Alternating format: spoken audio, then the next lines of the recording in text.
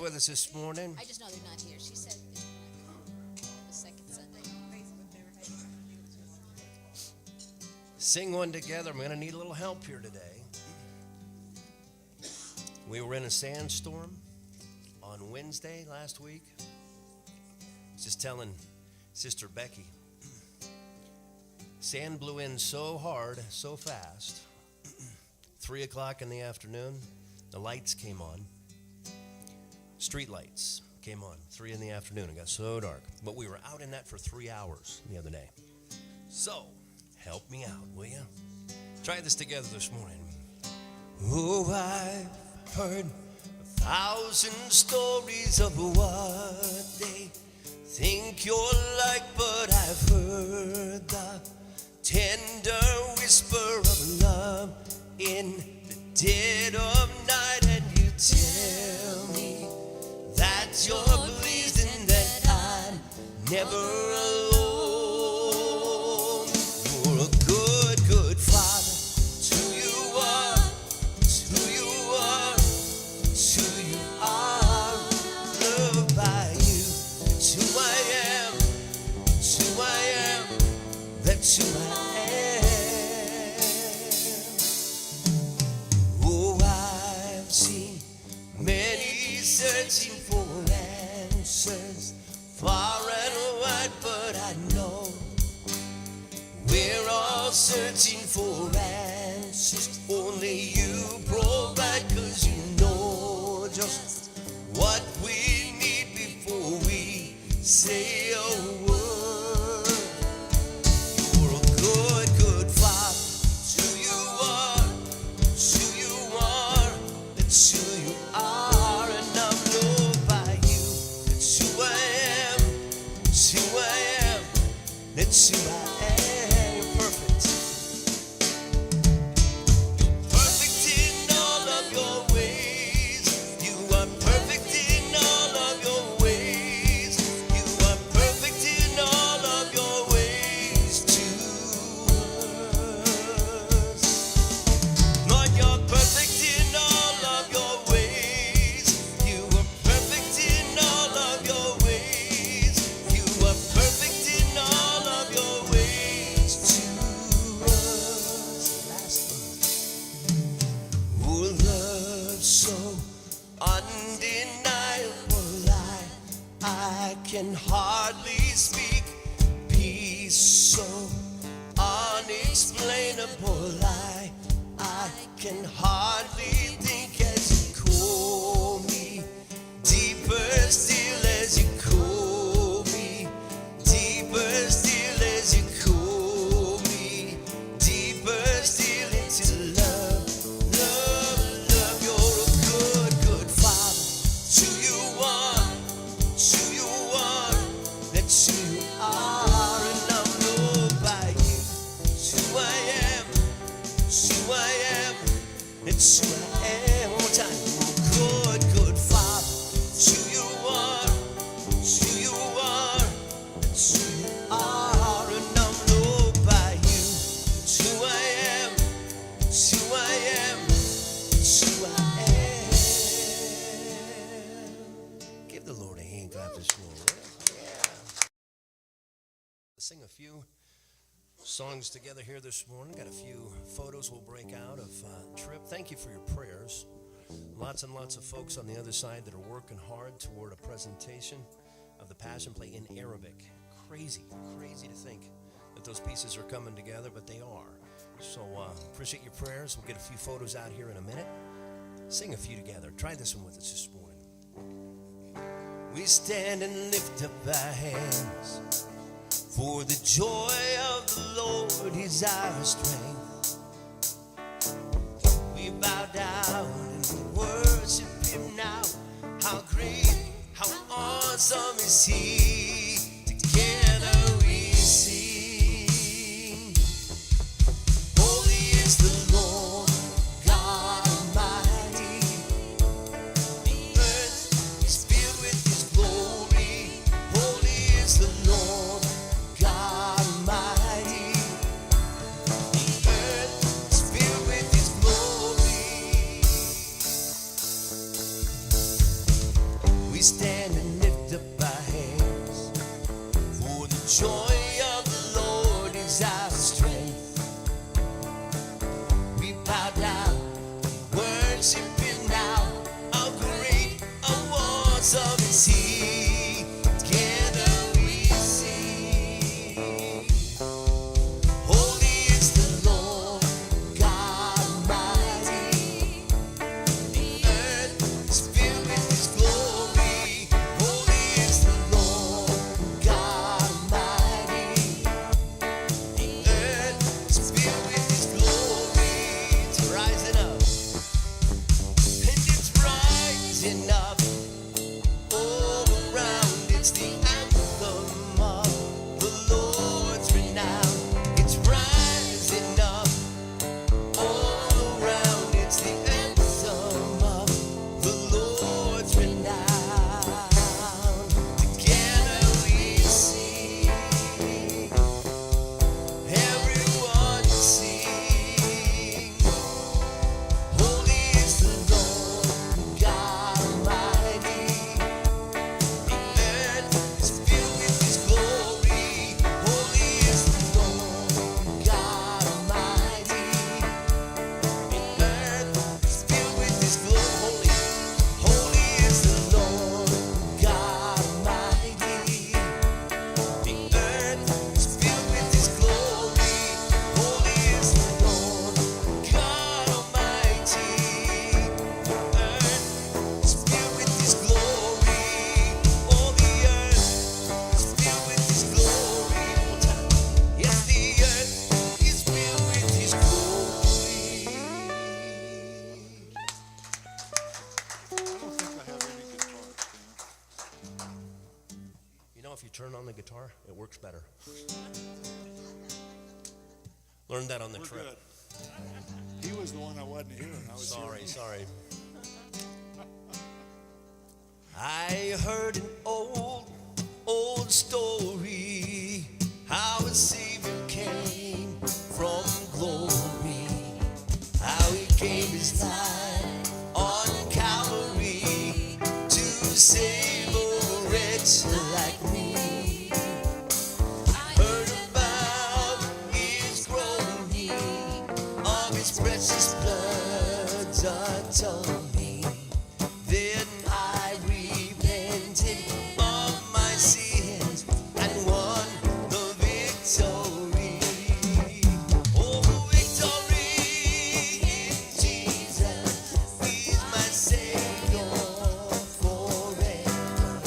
Oh, He sought me and He bought me with His redeeming blood. Love the air, I knew Him, and know my love is to Him. For He plunged me to victory beneath the cleansing blood. I heard about His healing, of His cleansing power revealing, how He made the lame to walk again, and He caused the blind to see. Then I cried, dear Jesus, come and heal my broken spirit. And somehow Jesus came and brought to me the victory. Now my victory's in Jesus. He's my Savior forever. Oh, He sought me and He bought me with His redeeming blood. No, He left the air, I knew Him, and know my love is to Him. For He plunged me to victory beneath the cleansing blood. We're gonna sing this verse while you shake a hand or hug a neck. Are you ready? I heard about a mansion He has built for me in glory, and I heard about those who reach to go beyond the crystal sea.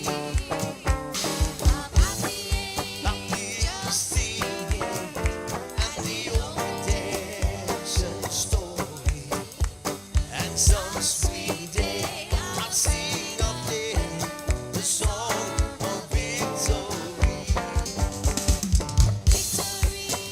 In Jesus is my Savior forever. Oh, He sought me and He bought me with His redeeming love. Lucky I knew Him, and now all my love is to Him. Oh, He plunged me to victory beneath the cleansing blood. One more time. Let's sing victory in Jesus, my Savior forever. Oh, He sought me and He bought me with His redeeming love. Oh, He loved me ere I knew Him, and now all my love is to Him. Oh, He belongs to me to victory beneath the cleansing blood.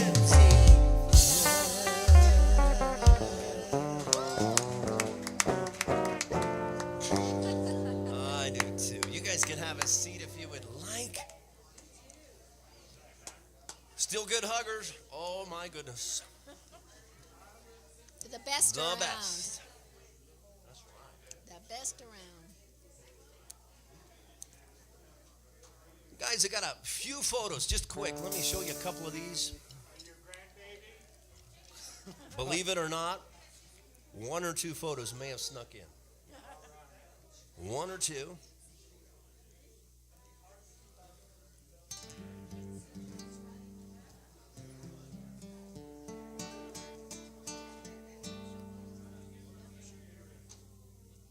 All right, guys. Thank you for your patience with us while we were away. Amazing.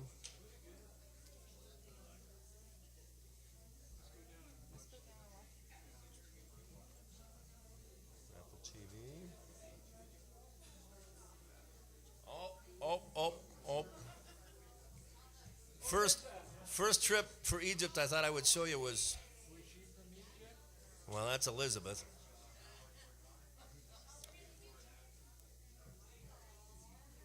But she heard we were going out of town and she wanted to know, how long will you be gone, Grandpa? So I put her in to kind of start it all off. I think most of you will remember last Easter, we had a friend who visited with us. His name is Victor Habib, and he is from a place called Mesa, Egypt. He came here, he saw the Passion play, he's gone home. He's organizing, he's coordinating efforts on that side to present the Passion play in Arabic. So there's the face that we hope you remember. Uh-oh.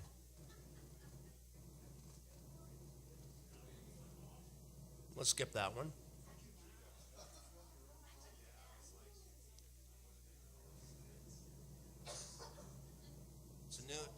It's a new feature.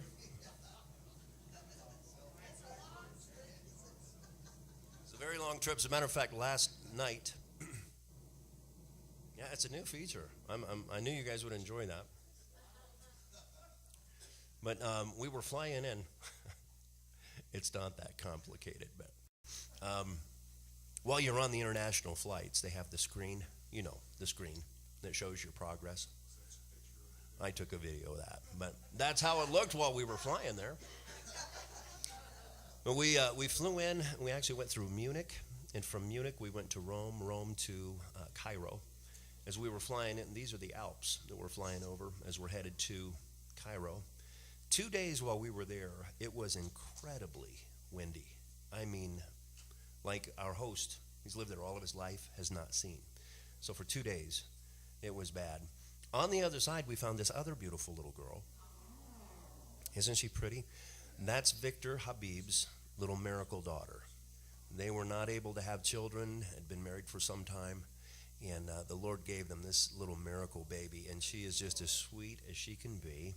Linda, help me with her name. Manuela. Manuela. Beautiful little girl. But she she lives with her mom and dad in Minya. We've got a picture here that's taken on the side of a hill overlooking Minya. That's the birthplace of my friend, our friend Fareed Ayub. He was born there. For probably 20 years, I've heard about Minya, Minya, Minya. Someday, wouldn't it be awesome if we could have passion play in Arabic? So that's thrust of the effort here. Victor is shoestring related to Fareed. He's our connection on that side. He took Linda and I for a day to show us possible venues where they might present the passion play. One of those is an outdoor venue. You're looking at it here. This is a place that they use for concerts. They can seat roughly 1,000 people in the venue that you're looking at right there. Next to this place, an outdoor venue that would be covered by a tent. They actually have a yard, Pastor, like we would have in India. And the consideration here would be that the audience is under the tent, looking out underneath at the area where they would actually facilitate the play. They could seat quite a number of people that way. One of the other things we're looking for while we do the Passion Play in Egypt, and I'm still learning. We've been there several times at this point, but still learning what a challenge security is. Linda and I created quite a struggle for my brother because our hope was while we were there that we could begin to seek out some accommodations for team members that will go with us when we actually do the play on that side. So we stayed in a hotel. It was a tough hotel, pretty tough, and very interesting. Like a trip that I took with my friend Travis, boss, to India, as soon as we check in the hotel is required by law to report the fact that they have foreigners staying in their location. Not only foreigners, but U.S. citizens staying in their location. As soon as they reported that, we had a tail that stayed with us for the duration of our visit. Not to be in our way, but to protect us. It's a government-issued protection that they offer. The place that I'm standing in this photo with Victor is actually at the same center where I was showing you the outdoor stages. They have a facility there that would help to accommodate a dining area. They also have meeting rooms in that location where we could do cast gatherings before we step out to do the play. They also have accommodations, dorm-style accommodations that would allow us to stay in beds and have facilities there for the whole team while we're there. Jesus was there, and amen, isn't that awesome? This place where we're at, where we're visiting, all of these pictures I'm showing you right now are from the same location. The place is called It's a Center. It's a Center. You with me? It's that simple. But this center that they have not only houses presentations like we're going to do, it has a church. They also have a place where they build furniture on this, and amazing furniture. The whole time I'm there, PT, I'm thinking of you and your toolbox. The man that I'm standing by in this picture, not only do they build the furniture, they make the plywood. It is an amazing facility. They gave us a tour. I don't have the greatest pictures Linda does of the furniture that they make in this place, but I'm talking about closet units, cabinets, tables. If you can think of it, they can make it. They were showing us through all of the process on that side. It's plywood like we don't see. It's cut in strips. I'm talking about like 1-inch strips, maybe 4 feet long. They put them all together, and then they, on both sides, they laminate them with a finish coat or a finish veneer. But here's a chair that I'm standing next to that gets upholstered. They were showing us on the plans that they have there, anything that they want to make, they can make. The big brother in the striped sweater, my first friend named Osama. He's right here. He manages the area that I'm showing you next, which is help me. They grow flowers. It's a botanical nursery. He manages that nursery, and they sell these products to businesses. They sell them to churches, individuals. It's an amazing thing. But the It's a Center, the vision behind it was that they would have some places in peace that would support the work that they do. So they make the furniture, they deliver the furniture, they make the plywood, they sell the plywood, they use the plywood, and they sell these plants. Next place we went to meet the man who will organize their choir. This guy was also in the middle of their Christmas presentation when we were there. We sat down and showed him the materials that we have that have been produced and are still being translated for their presentation. He's excited to be a part of that, led the Christmas choir while we were there. Next, we went to visit a pastor. This was on the second day that we were in Minya. We visited a pastor who oversees the evangelical group of churches. The evangelical, over 5 billion people live in Minya. It's a big city. It's a big place, but it's a crude place. It's a developing country. It is a really difficult spot. But this pastor oversees all the evangelical churches in the community. So Victor sat with him and we shared video from recent play in Venezuela, showed him some of our materials. Victor sat and shared the vision with him from a very knowledgeable standpoint, having been here and seen the play. He gave us his stamp of approval. He said, I will help you guys. I will promote this among the evangelical churches, which is a huge thing. Still a huge rip between the evangelical church and the Coptic church. So we're hopeful, we're prayerful, but probably not going to have the combined work of both teams on that side. We went in and met with a group of people. What you can't see in this picture with these 5, 6 different gentlemen that we met with, just behind the area where they're standing, there's a full-size soccer field that's fenced in. It's turfed. It's amazing. They have a place for kids to come. They have an amazing ministry that's reaching out to kids in their community. But this group of young people and the senior gentleman that's there are very much going to be a part of the direction portion of helping to take the different groups and direct them through their presentation. Again, we're using video, and I don't know if I can dial in on that. So you can see the video that's up on the screen there. Again, that's video that we just received from our most recent presentation in Honduras, or I should say in Venezuela. So pretty cool that you can look in that close on those pictures and actually see what we were sharing with them. But a lot of excitement, guys. As we broke out the video, as we began to share the vision on that side, tons of excitement on that side about how it's going to go together. This place, the final place that I'm going to show you, it's an indoor opportunity, and it's actually the YMCA. When we got there, we weren't actually sure if we would have a meeting. We didn't know. But Victor felt hopeful if we got in and began to show this to them. This area that we're looking at, I'll show you a picture now from me standing on the stage, looking back the other direction. You can see that they have a balcony. They have a lower floor.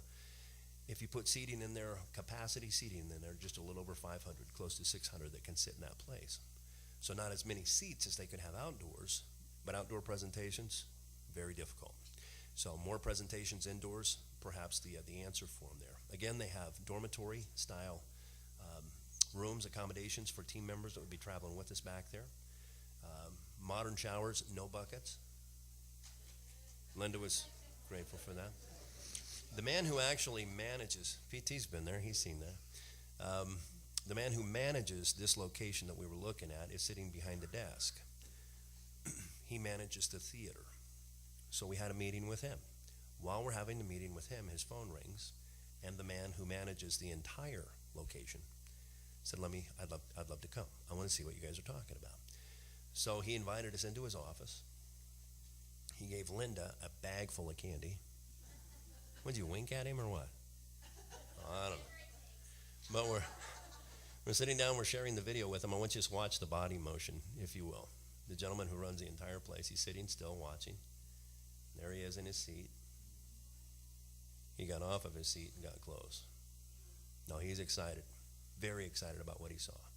I mean, we could host this here. We could host this in our location. And he began to sell us on all the things that they could provide because they're recognized by the government, one, the security, all the different things that they come with. So a couple different locations. Keep that in your prayers because Victor is still working feverishly to nail that down before we get done. He wanted a picture with us before we left. He told us his story. He has applied once, twice, 3 times to come to the United States. He cannot get a visa to come to the U.S.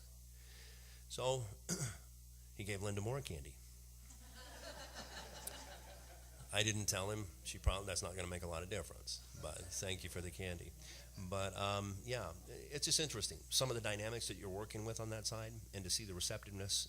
Yet he's been turned down. He's been rejected 3 times to come and visit friends and family that he has on this side. So our last day in Minya, we went back to the spot where we started. Sun's going down, and we then began to receive our team members that came in. I'm going to dial in on this just a little bit. See the guy in the middle right there behind the gal with the silver coat? That's Mike Weaver. Big Daddy Weave. Big Daddy Weave. We were doing multiple things on this trip. We were not only, Candace, his wife. He's not just snuggling up to a new girl there. It's Big Daddy Weave and his wife Candace. They traveled with us. Amazing folks. They really were just awesome to have with us. But we had a concert ministry while we were there, trying to encourage contemporary Christian music in the community, in the country. And man, church, the largest evangelical church in the country hosted that concert that he put on. I've got video. I won't throw you the video at this point. We'll take a look at that another time if you'd like. But lots and lots of people. We didn't fill the location, but there were more than they expected. They brought a huge crowd to see this guy. And as we were on our way out of the country, they were asking, when can we have him back? We'll do better next time. We'll max it out. But here's the deal. Not only did they have the room fairly full for a concert, they also had video that was recorded of the presentation, and it's being aired all over the Middle East. So his testimony, the songs like, This Is My Story, songs like Redeemed, sharing his testimony. The entire presentation was shared with that group. From here you can see we had a group. You were asking, Becky, moments ago, how many people actually traveled on this trip. I think when you got them all there, we had a total of 32. So 32, Linda? We had a broadcast team that came in later for workshops that we did on the end of the trip with our broadcasters. But guys, we got to travel and see some amazing places. Pastor Tom, you've been with us. Cliff, you've been with us as we've been in different, Chris, you've been with us in different locations as we've traveled out. We don't typically see a lot when we get to go. We go, we work, and we just nail it down. Part of our responsibility on this trip was to help manage that group of 32 as we were traveling through and help them make their different tours. But we're standing inside the Cairo Museum, historical museum. Over 160,000 artifacts on the floor, 4 million in the basement. They're building a new museum to house all of that, but it's an amazing place. One of my favorite things, and I'll tell you about this picture not now, but I'll tell you about this picture later. This guide that's taken us through the tour is a believer. He knows the Lord. The picture that you're looking at represents the gods of the North and the South Nile River that they used to worship. These things you're talking about over 3,500, 4,000 years old. 2 baskets of fish that they hold in front of them. One is a basket of perch, deep water fish. The other is a basket of tilapia, shallow water fish, the north and the south. It represents both of them together. When Moses walked into Pharaoh and he said, "Let my people go," a couple of things happened. One, he took his staff. Remember that day? He threw the staff down. It became a serpent. Well, it was no big deal for Pharaoh. He had his magicians come in. They threw down their staffs. They became serpents. But Moses' serpent ate theirs. On top of every hat, every crown that was worn by a pharaoh, they have the serpent. That's their source of protection. As they were starting the whole journey out that went through the plagues, God was making a statement to the folks. It's not gonna protect you anymore. This group, or these 2 statues that you're looking at in this photo, the North and the South Nile River, their source of life, the first plague that came was the water turning to blood. The fish from the north, the fish from the south, they all perished. Their source of life was gone. Systematically, every one of the plagues, as you go through them, he's taking out one of those that they put their trust in ahead of God. It's an amazing, amazing journey. But another time, we'll go back. Lots and lots of artifacts. This perhaps the most famous picture. That one is illegal, but you can, one of our team members took it, and I didn't. I just had him airdrop it to me. But you can see clearly on the top of his death mask, both a snake, a serpent, and there's also it's a bird, it's a falcon on the top there that are their gods of protection. First day where it was so bad as far as weather was concerned was the day we went to the pyramids. Free microdermabrasion that day. It was really bad. But it made for some really good pictures, right? We got out here, I noticed there were some camels, not really happy about the weather.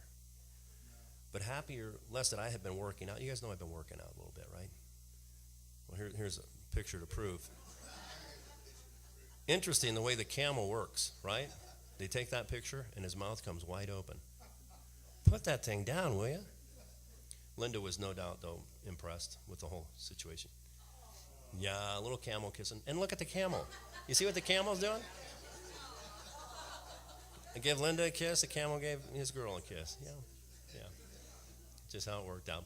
But we traveled, and saw so many amazing things. We were on a bus tours that we did. This is the old city of Cairo. I'm going to flip through these kind of quick.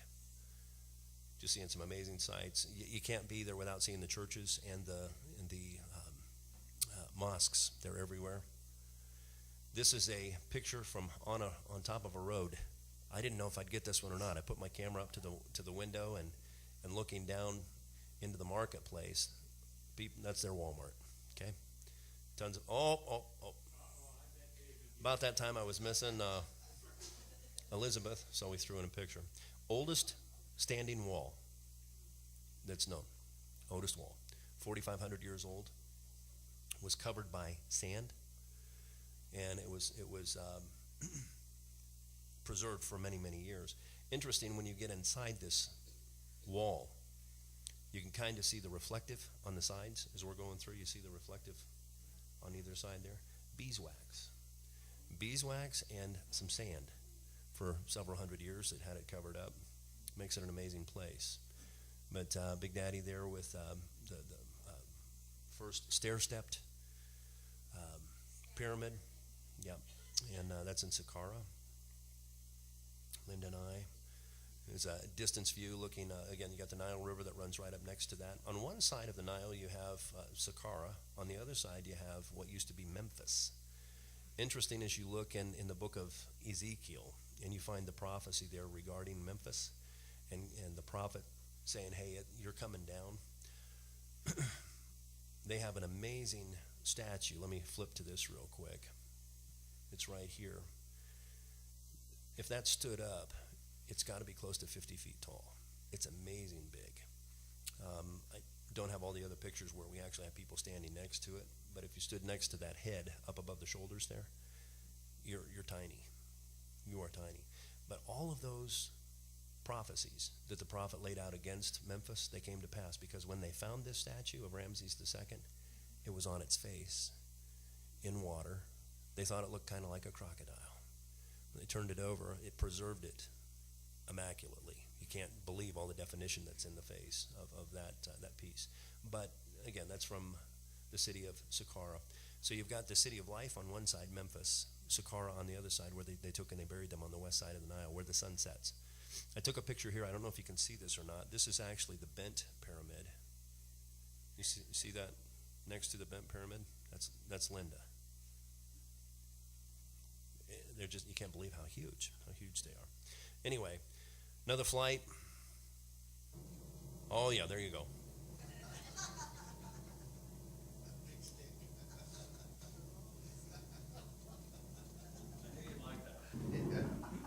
We flew to Luxor. I'm trying to use all the tools on the phone. Okay. Luxor's just north of where my blue spot is there. I'm sorry, I was struggling to get things to work just right. Tyler taught me a trick about how to use maps without the satellites always work. It'll always show you your position overseas. It won't necessarily show you all the detail. But anyway, we got on a boat. It became our sleeping quarters, in our travel. It's called the Legacy. Took us down the Nile River for 3 days. This is it's a model of the temple at Karnak. It's the hugest of all of the different places. I think 128 acres that it sits on. But it's immaculate, amazing. This is a picture of us walking through the front gate. Last time we were there was nobody there. Nobody. They were dying because they didn't have nearly the traffic that they needed. Tourism's way up. I'm trying to get a picture here of the size of the pillars, just to give you an idea of how big they are. Of course, there's nobody in that picture. But you can see here, there's some people standing there. They're not with our group, but people standing there. You can't even get the full span. PT probably from where I am to where you are is the diameter of those pillars. Beautiful place. And again, there's more writing on the walls here in Karnak. In Karnak that talks directly about the Jews and the travel that they spent, the time that they were there. It talks a whole bunch about them ruling over them. Not uncommon for any historical group, any country, to record their victories and not so much their defeats. That really makes the Bible a pretty interesting book for us because you hear both. That's right.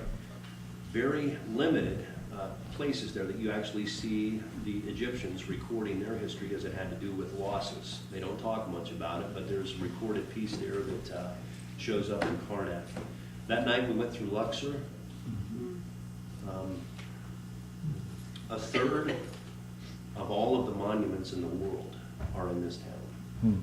A third of all the monuments in the world are in that town. Grabbed a little dinner, got a little rest, got up the next day, went to the Valley of the Kings. I'll fly through these for you guys.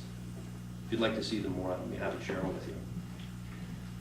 They got more involved underground and in the tombs, leaving record of their life, than they did building the large structures on the outside, because they found with the large structures on the outside, they're just going to rob them anyway. So they took a mountain that looked like a pyramid, and they began to build. There's some 60 different tombs that are in the Valley of the Kings, and I think 6 or 8 of them are actually available to tour. We toured 4 on the day that we were there. So tons and tons of photos. I can't say the name. Lee, maybe you can. The female pharaoh who ruled over Egypt, they wanted no record of her, so they tried to destroy it. Nefertiti or Gina? No, Nefertiti. It's Hapa or something. I can't say the name, but It's a this is weird a name. temple It's that was with an H. that was built for her. Again, tons and tons of photos. We visited a shop there where they make alabaster carvings. I don't know, this guy down here in the corner, I don't know if he actually works at the place or he's just an actor. He was in the same get-up the time we were there before. But he gets out his hammer, and when you come in, they show you how they take the rock, where they start with it, and how they actually make the vases and all the different pieces. Going down the Nile River, it's like you get in a time machine, because it's ancient. You're looking down there, this guy's fishing just like they used to fish. Of course, they're watering the fields, pulling the water out. You know those pillars? They're this big. That stone is taken from one of those pillars. They tore it down and they made a grinding wheel out of it. You can see the guy actually pushing that grinding wheel. That's a great press. So tons and tons and tons of photos of those kind of pieces. Yeah, temples. This is Horus's temple. 4 days that we spent making our way through these sites. Finally, we get to Aswan. Down here on the very bottom, you can kind of see this in yellow. The contrast is really good, but just below where my blue dot is, there's actually 2 different dams there. There's the Nassar Dam, which is the big one. It's the lower of the 2. It shows up here where the big lake is. And then the first, it was built 50s, 60s. I think the Nassar Dam was built in there. But the other dam, the low dam, was built by the British, and it was built in 1902. But it's really a beautiful, beautiful place.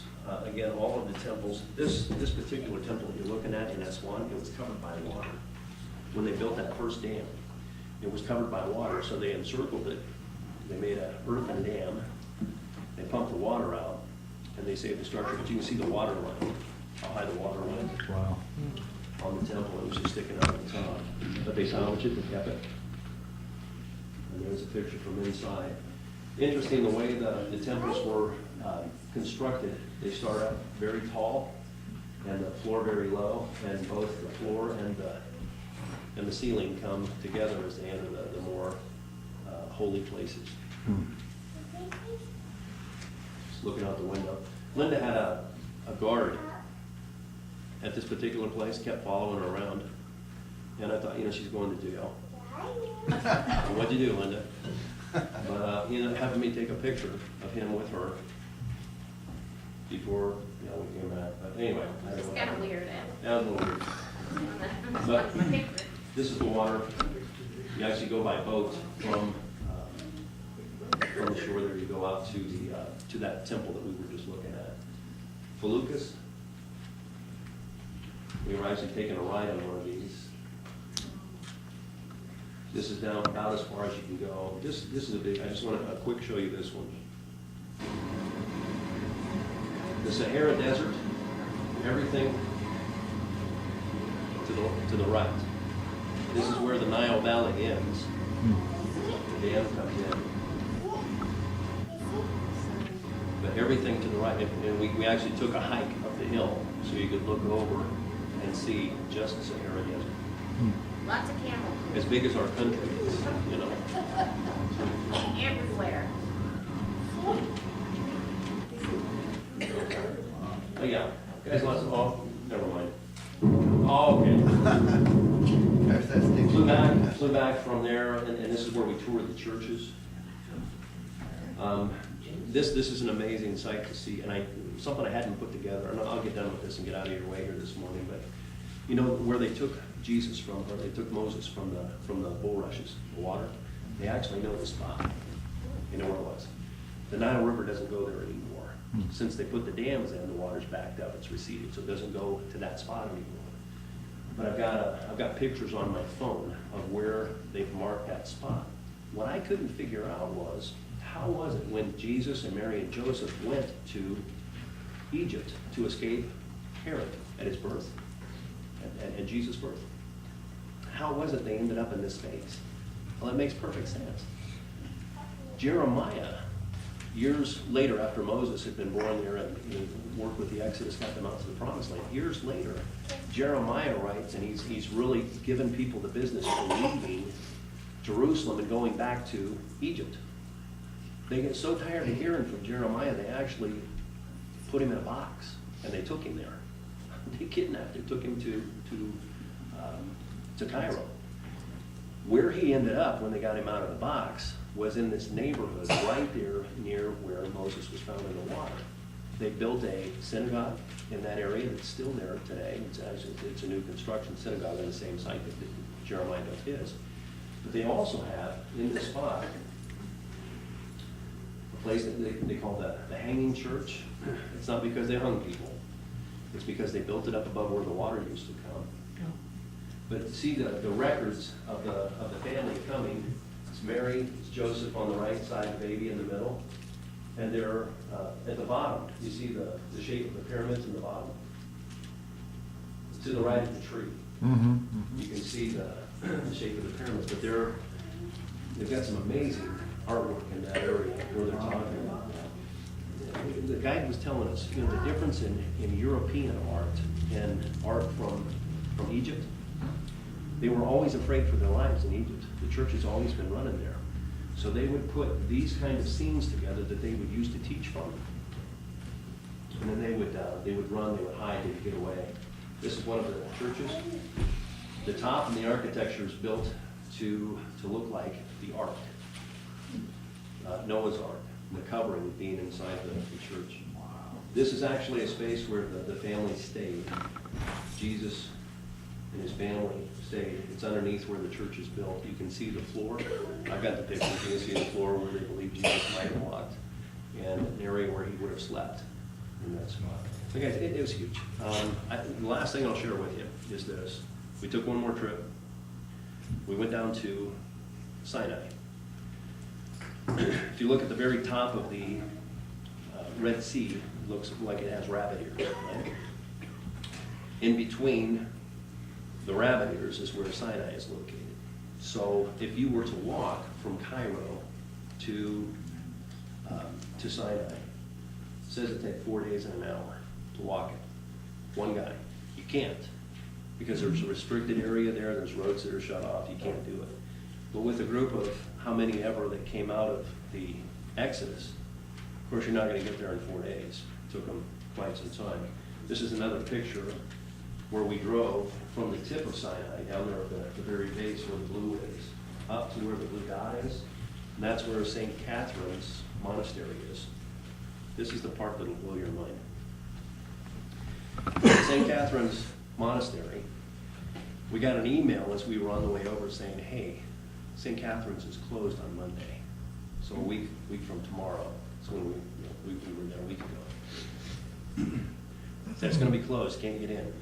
So the guide called me and said, hey, can you write a letter to this monk and let him know we're coming, and just see if there's any way to let us in. They did let us in. Nobody else was there, so it was our team only that visited the monastery. This is, you can't believe how rugged the area is. And again, when you're taking millions of people out into the desert, my goodness, can't believe the journey it took. We're out on the Sinai, and it gets really dark out there. It was a little cloudy, but we were actually doing some stargazing there one night with a group of Bedouins. And those are the pictures we got of the moon the night that we were there. This is back at Mount St. Catherine's, where the monastery is. The guy lets me in. He lets our group in. And he tells me that he went to school here in the United States. He was I can't remember, is it Baylor? I think he went to Baylor. And his folks went to Baylor. But he ends up in El Paso. True story. I'm not making this stuff up. He ends up in El Paso, and he's there for several years. His name is Father Justin. And I said, if you've been to El Paso, is there any chance you know Chico's Tacos? He looked at me like I was out of my mind. He knew Chico's Tacos. Yeah. And there's no way, he absolutely knew it. But guys, he took us in, and the monastery, it's over 1,500 years old. This is the well. It's a picture of the well where Moses watered the camels for his father-in-law's daughter. Remember this story? Uh-huh. Yeah, when they came and they other shepherds or whatever that came in and they were trying to water their herds, he chased them off. It's still there. That's why they built the monastery on top of it. The bush out behind, the burning bush, very near the same space. But here's a picture of the father, the monk that let us in, that knows Chico's Tacos. Inside this room, second only to the Vatican, they have over 30,000 volumes. I mean, you're looking at this, it's 1,500 years old, the place, the building. From the outside, it just looks ancient. But when we got inside, it was like a 007 movie. I'm telling you, we got inside the place, and they've got these cameras in there where they are photographing all of those 30,000 volumes. And they're taking pictures, 4 photographs per page. But they're putting it into a website, they're putting it into a server.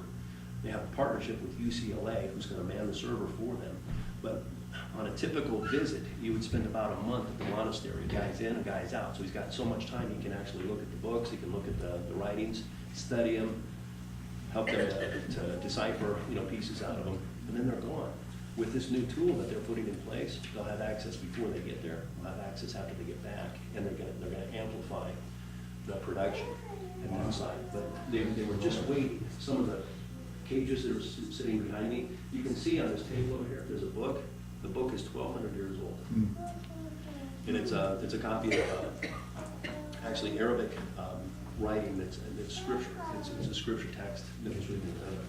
It's laying on the table there. And inside all of the closed panels that are behind me, they have areas where they're actually waiting for steel boxes that are coming in. They're fireproof boxes that they'll put them in safety. They had you know, if they had a fire there, and that's not uncommon for ancient relics to be lost in fires. Yeah. They have, first they're putting it all on this server, that they've got a record of it, so they'll always have it unconnected to the site. But they're also putting all of these pieces in these steel boxes that are fireproof.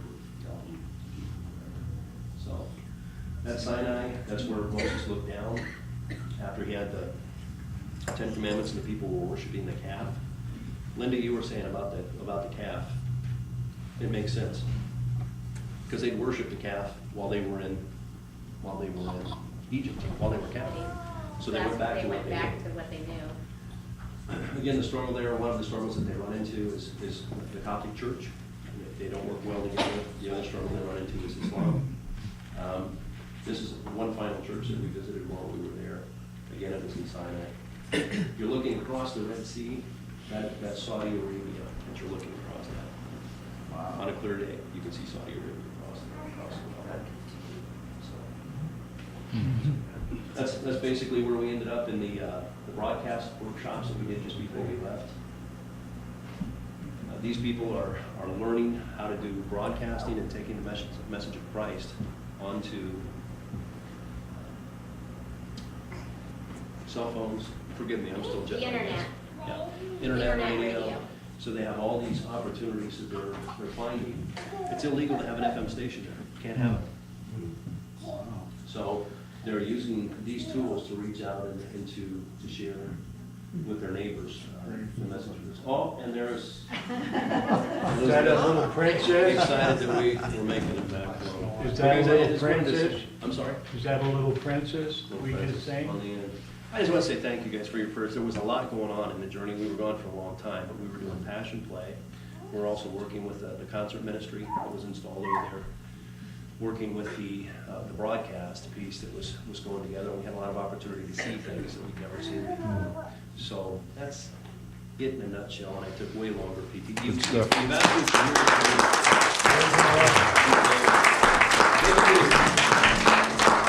We're obviously, you want to do one more song?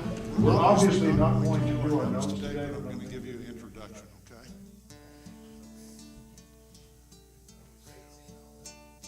Yeah, I know. Yeah, I'm there still was a waiting lot for the last trip. I don't think it ever showed up, so this is good. Yeah, I feel bad because I was the preacher's kid who grew up and saw the missionary slideshows, right? I never ever wanted to be that guy. But some amazing stuff to see on the other side, guys, so hopefully we can bring it home for you. I'm going to go to the very last song in the list, Which is? Dwelling Places. Lovely are your dwelling places,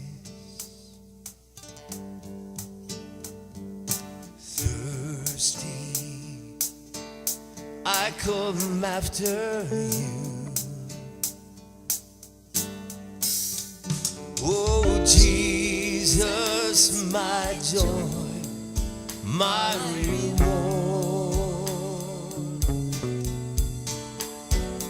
your love's restoring my soul. Now I'm yours and you are mine. From my heart this song will rise. I love you, love you, I love you. I love you, I love you, I love you. Oh, I love you, I love you, I love you. And my heart will follow wholly after you. Sing it all one more time. Lovely are your dwelling places, thirsty I come after you. Oh Jesus, my joy, my reward, your love's restoring my soul. yours and you are mine. From my heart, this song will rise. I love you, I love you, I love you. I love you, I love you, I love you. Oh, I love you, I love you, I love you. And my heart will follow. Holy, I love you, I love you, I love you. I love you, I love you, I love you. I love you, I love you, I love you.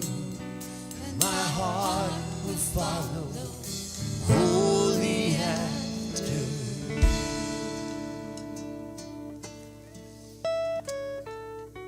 Get your notes out. The first thing we're going to do is change the date. Okay? That's it. Got 5 minutes. You're going to get an introduction, and then we're going to meet with Angelica and get some information gathered up. And then the hope is that you can come back next week and do what we were going to do today, but we needed to do that. There have been a lot of trips that we have not seen different pictures and so on because things just get crowded together, and that's just what happens. So put 27 on there, January 27. And what we're going to do for the next several weeks is look at Isaiah chapter 9, verse 6. And we're going to take descriptive words, some adjectives, and basically do a message on each one of those. So today, which will be next week, we're going to do Jesus. His name shall be called Wonderful. Why is Jesus so wonderful? And Stan, here's what's funny today. I had a 6-point outline. That never works.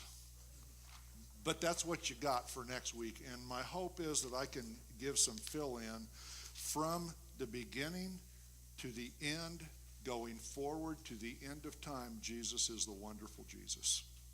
And what does that mean? So that's what we're going to look at. Then the next week after that, we're going to look at, let's see here, counselor. What does it mean, Jesus, to be the counselor? What does that word mean when applied to us? How about the mighty God? That's a theological and doctrinal discussion that we need to have. The everlasting Father. How can the Son be the Father? So we got to pull in some Trinity there and a little bit of that. Not oneness theology. Okay, we're not going to go there. And then the Prince of Peace. And that will wrap that up. So we've got 1, 2, 3, 4, 5 weeks ahead of us of Jesus is. Jesus is wonderful. Jesus is the counselor. Jesus is, okay? That's how we're going to approach that. So let me get you started by doing this. We're going to fill in one blank, Jay, because your pen is just itching to put something in there, okay? Number 1 only. He is wonderful in his person. And what that means is his nature, who he is. And this was the first theological debate in the church for almost 300 years. Who is Jesus anyway? Is he a man? Is he God? Is he more of this? Is he more of that? And we're going to look next week why that is such a wonderful thing. We're going to look at the incarnation, the miraculous birth, and so on and so forth. And going forward, we're going to look at him and his life going forward, both privately and publicly. We're going to go to his death. We're going to go to his resurrection. We're going to go to ultimately his return. He's wonderful from the beginning to the end. He has always been the wonderful Jesus. So that's as fast as I can do those notes, okay? We're done with notes. Isn't that amazing?